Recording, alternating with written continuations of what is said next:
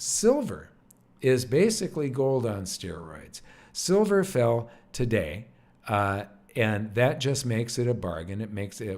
I'll show you the gold-silver ratio in just a moment. But it fell today, but you don't have to worry about it because gold drags silver all over the place with it.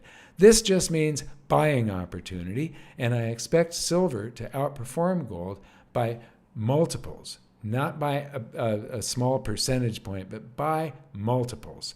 And so when you see silver plunging like this, just keep on watching. This is a buying opportunity. Buy a little more, buy a little more. That's what I do, and that's what I've been doing. In a tumultuous week for global markets, precious metals have not been immune to the broader sell-off, with both gold and silver experiencing significant price drops.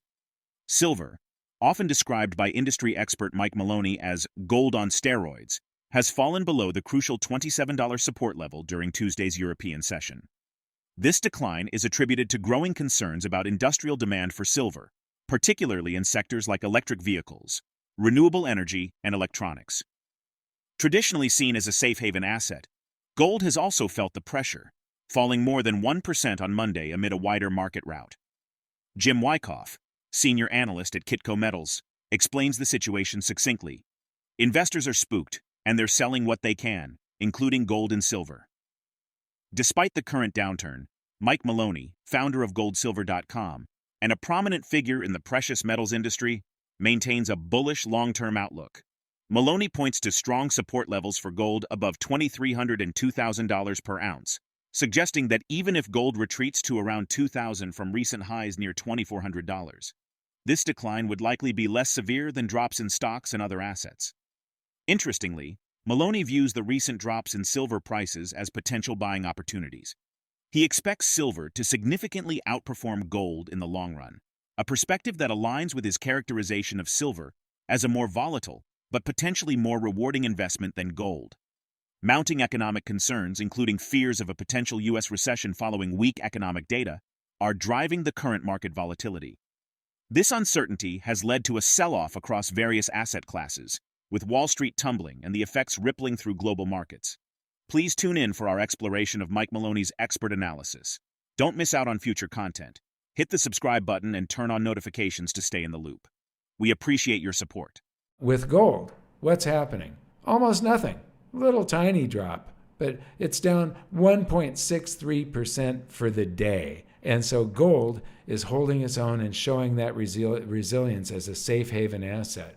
Now I am expecting that as some of these traders, as the market crashes, in 2008, what happened was gold and silver went along for the ride, and they turned around very rapidly. They went along for the ride for about a month, and then they turned around. The stock market kept on crashing for another 4 months, and 4 or 5, and then real estate kept on crashing for another year or two.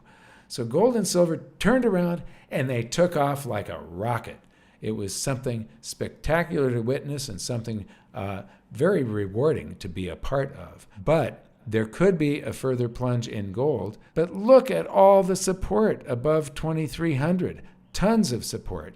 And then you've got tons of support above 2,000. So even if gold falls down to the 2,000 region from the 2,400 level, it's going to be doing that while the stocks are plunging incredibly, and a whole lot of other assets will be plunging. And if gold plunges, it's going to be a little. This is why why crypto traders need gold in their portfolio. They need some. It's a stability thing. And then silver is basically gold on steroids. Silver fell today, and that just makes it a bargain. I'll show you the gold-silver ratio in just a moment. But it fell today, but you don't have to worry about it because gold drags silver all over the place with it. This just means buying opportunity, and I expect silver to outperform gold, not by a small percentage point, but by multiples. And so when you see silver plunging like this, just keep on watching. This is a buying opportunity. And here's the reason. Right now, the gold-silver ratio is at 88. This may go higher.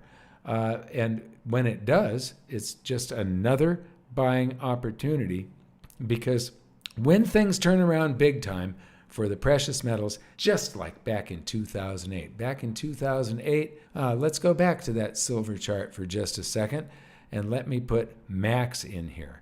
So the market started to crash, and gold and silver went along for the ride. And down here, the low, these are monthly prices, a low of $8.46. I was able to, my average, I practically doubled my position in silver. This is silver spot back then, and I really went heavy into it. Then there was the pandemic plunge, and I picked up a bunch way down in the 11s, 12s, and so this is just, when you see 88, that's a buying opportunity. So, there's all these people that will say, you shouldn't put more than 10% of your portfolio into gold because it's too risky. The Chinese economy faces mounting challenges as it grapples with a deepening recession, exacerbated by the global economic downturn in the United States. Recent data paints a grim picture, with key economic indicators such as domestic demand, consumption, and manufacturing all flashing red, signaling a potentially prolonged economic slump. Mike Maloney has warned about China's economic troubles since at least May. He points to a severe deflationary situation that the country finds increasingly difficult to conceal. This assessment aligns with the current economic data coming out of China. Adding to these woes, China's real estate market deteriorates, and local government debt issues remain unresolved. These factors raise concerns that a swift economic recovery may prove elusive, even with the Chinese government's various economic stimulus measures. Let's get back to the interview. I don't give any investment advice. I can't say this is for certain, but I want to show you something. First, everybody knows about the disaster in the stock market over the past couple of days, but they're already calling this Black Monday. Futures plummet as VIX hits 62. I'll explain VIX in a moment. Japan suffers worst point drop in history. Now, I've often said that all economies are interconnected. Read my last book, Great Gold and Silver Rush of the 21st Century, and you'll see how everything is now very connected. So, Japanic Monday. We've had Black Monday, now we've got Japanic Monday. Japanese bonds and stocks halted after plunging into a bear market as everything crashes everywhere. And so this is the Nikkei and the big plunge that it took over the past couple of days. Now you got to remember, Japan is a day ahead of us. And so what you're seeing happen here already happened there. And so this is global.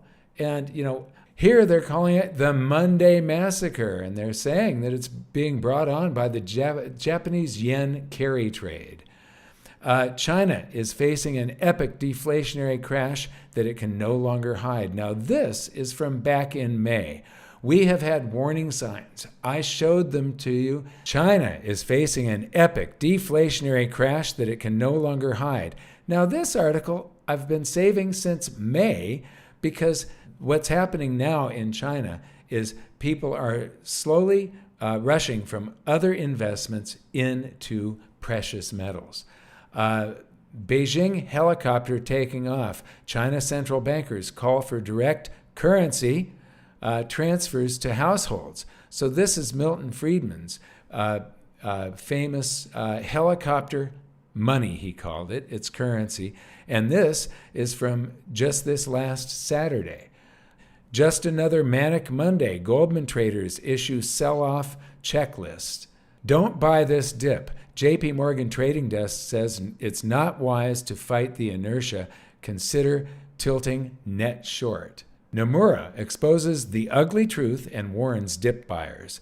The VIVIX never lies. The VIVIX is an update on the VIX, the VIX, which is called the Volatility Index.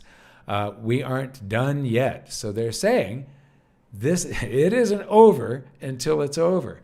A notable trend has emerged among Chinese investors in response to these economic headwinds. Maloney observes a shift from traditional investments toward precious metals, particularly gold.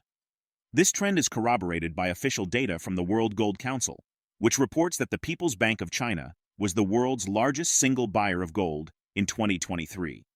The central bank's net purchases of 7.23 million ounces marked the highest level of gold acquisition by China in at least 46 years. This substantial gold buying spree by the PBOC can be interpreted as a strategic move to diversify reserves and hedge against economic uncertainties. It also reflects a broader sentiment among Chinese investors and policymakers about the need for more stable stores of value in the face of economic turbulence. Share your perspective in the comment section. If the video resonates with you, join our community by subscribing to our channel and enabling notifications with the bell icon. Thank you for being a part of our community.